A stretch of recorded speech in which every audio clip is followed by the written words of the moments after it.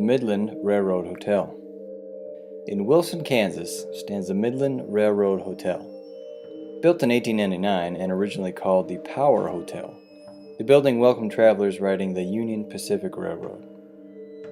The hotel was only open for a few years when tragedy struck. In 1902, a fire gutted the building, reportedly taking the lives of several guests.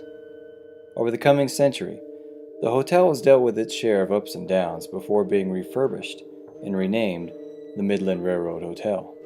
But the name change has not erased the history within its walls.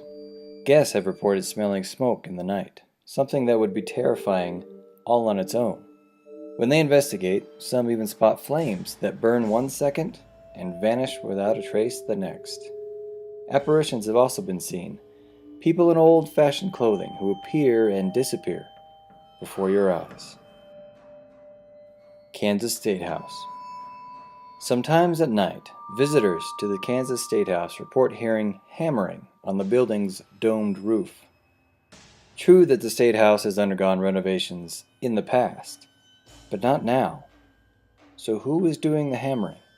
When it was originally built in the early 1900s, the Kansas Statehouse was the site of a tragedy. One of the construction workers was hammering away on the Capitol's dome.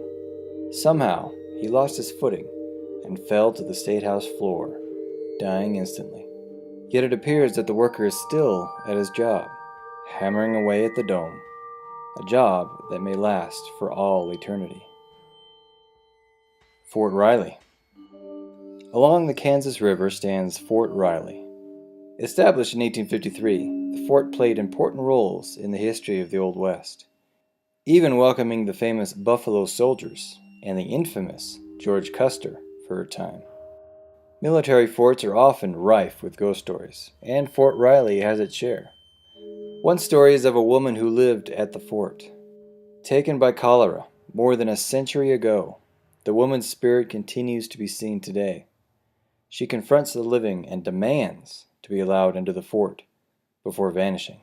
One of the more curious happenings is the ghostly scene of riders on horseback galloping into view. The riders come to a stop, and one dismounts before the rest ride away. Eventually, all the apparitions vanish. Since the scene takes place near Custer's home, some believe the riders are the general's escorts. White Woman Creek. It was a betrayal that created the tale of White Woman Creek. During frontier times, tensions among white settlers and Native Americans were high. One day, a group of Cheyenne attacked a settlement, revenge for an earlier raid by the settlers. The Cheyenne took prisoners, 10 men and 2 women, back to their village. In time, the white prisoners were accepted into the tribe, with the tribe's leader marrying one of the women. One of the captured settlers, however, was not interested in becoming one of the tribe. When he saw an opening, he stole a horse and escaped to Fort Wallace. Telling his tale, the army mounted an attempt to rescue the remaining white settlers, regardless of whether those people wanted to be rescued or not. The army attacked the village. In the ensuing battle, the tribal leader was killed, along with his child and his wife. Now, the creek that ran by the Cheyenne village, today called White Woman Creek, is haunted by the tribal leader's wife. She walks the bank of the creek. She sometimes sings a song, her voice wafting on the breeze. The Sallie House. The Sallie House in Atchison is a curious case.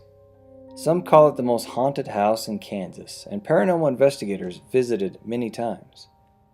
Yet the cause of the supposed hauntings, and who is doing the haunting, is a mystery.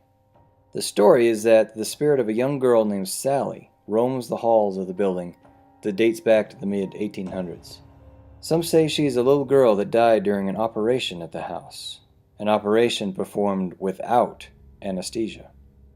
Those that ascribe to this theory suppose that the little girl's horrific and painful death ties her to the place. Others think that Sallie is actually a demonic presence that has attached itself to the house. Paranormal happenings at the Sallie House range from an unsettling feeling to physical assaults. People have reported being grabbed and pushed by unseen hands, some barely escaping serious injury.